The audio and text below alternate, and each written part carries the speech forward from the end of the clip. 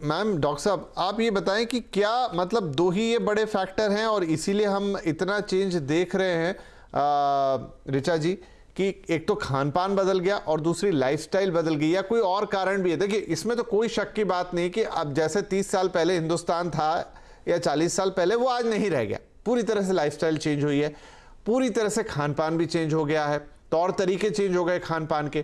तो क्या यही दो बड़े फैक्टर है? मतलब इन पे अगर कोई सीरियसली थोड़ा सोच ले और उस पर कुछ काम करे तो चीजें सॉल्व हो जाएंगी, या और भी कुछ हो रहा है साथ में?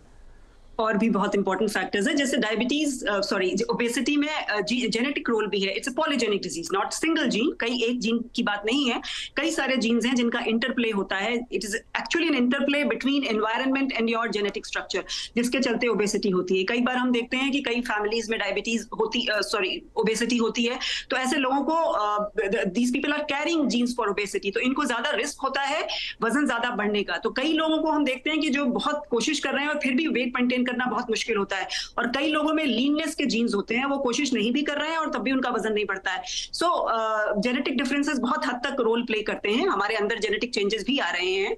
एंड डाइट एक्सरसाइज में डेफिनेटली चेंजेस तो आए हैं, जैसा मैडम ने बताया। अभी हम लोग कितना व्हीट और राइस लेते हैं, हाई कार्ब डाइट है एशियन डाइट में, हम लोग चाइनीज लोग नूडल्स एंड हम राइस एंड रोटी, तो these are basically the risk factors, very very high carbohydrate diets that we are consuming. And exercise सारा कुछ हर चीज के लिए वहीकल है, हम जाते ही कितना है। And as you were saying कि सब लोग इतना कर रहे हैं फिर भी क्यों नहीं कम होता, सो आई वुड से कंसिस्टेंसी नहीं है। थोड़े दिन लोग होते हैं, मोटिवेट हो जाते हैं, कुछ दिन कर लेते हैं, पर वो कंसिस्टेंट नहीं रह पाता। बात आप सही कह रहे हैं कि हाँ, बहुत सारे साधन आ गए हैं, बहुत सारी चीजें आ गई हैं, बहुत सारे कोर्सेज आ गए हैं, बहुत सारे डाइट प्लान्स आ गए हैं, लेकिन कंसिस्टेंसी वहां मिस हो जाती है। तो ईरा, अब अगर शुरू करना ही है, किसी को ध्यान ही देना है अपने वजन के ऊपर खासतौर पे, तो पहले क्या चीज चुने? पहले खाने पे फोकस करे, या खाना ठीक है लेकिन पहले एक्सरसाइज रिजीम या लाइफस्टाइल या उठना बैठना जो भी है, मतलब थोड़ा एक्टिव होना, उस पर फोकस करें? सबसे पहले तो डाइट पे फोकस करना पड़ेगा, क्योंकि यही हमारा फ्यूल होता है। तो मीनिंग फ्यूल के बिना ये गाड़ी नहीं चल सकती, खाने के बिना हमारी ज़िंदगी नहीं चल सकती। तो जो आप खा रहे हो आपको उसमें बहुत ध्यान रखना है। Food is the medicine. मैं तो बोलती हूँ कि वेट लॉस में 70% आपका डाइट रहता है और 30% आपका मूवमेंट रहता है। मूवमेंट का मतलब आप जो एक्सरसाइज कर रहे हैं, जो आप वॉकिंग कर रहे हैं, जो आपका जनरल मूवमेंट है।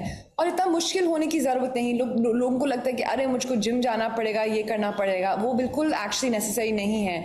बस यही काफ़ी है कि आप वॉकिंग कर लें, थोड़ी सी योग आसना में प्राणायाम वगैरह बहुत अच्छा रहता है, क्योंकि इससे हमारा नर्वस सिस्टम काफ़ी रिलैक्स हो जाता है। और नर्वस सिस्टम की भी बहुत बड़ी बात होती है, क्योंकि हमारे नर्वस सिस्टम में दो होते हैं, sympathetic nervous system, parasympathetic nervous system.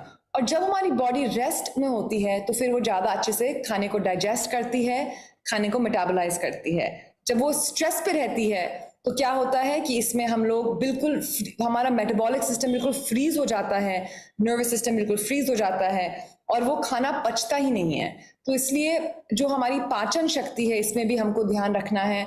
और ये लोगों को लगता है कि पाचन शक्ति तेज करने के लिए जोर जोर से एक्सरसाइज करना पड़ेगा, परंतु ये सच बात है कि पाचन शक्ति तेज करने के लिए आपको एक्चुअली थोड़ा सा रिलैक्स करना है, और उसी से ही आपकी अच्छे से पाचन शक्ति बढ़ जाएगी। बात बताइए, तो ये बोलूंगी कि 70% इज डाइट, ये अच्छी चीज, एक अच्छा पॉइंट आपने बताया कि 70% इज डाइट, यानी पहले फोकस अगर आप वहां कर लेंगे और उसी को मैनेज कर लेंगे तो 70% आपका काम हो जाएगा। 30% में एक्सरसाइज आ गई, जिसमें आप काफी खुद ही चलते बैठते हैं, लेकिन उसके अलावा थोड़ा सा फोकस करके कुछ करेंगे तो आपका काम हो जाएगा। चलिए, तो एक चीज तो क्लियर हुई, एक छोटा ब्रेक ले लेता हूं। ब्रेक के बाद आप कुछ और भी बातें कर रही थी कि स्ट्रेस से भी इसका कनेक्शन है, खाना डाइजेस्ट नहीं हो रहा है, वो भी आपसे और समझ लेंगे। क्या कुछ आसन है जो क्विकली आपको वजन कम करने में मदद करते हैं, कुछ और फैक्ट्स हम डॉक्टर साहब और प्रतीक से भी जानेंगे। छोटा ब्रेक, बातचीत जारी रहेगी।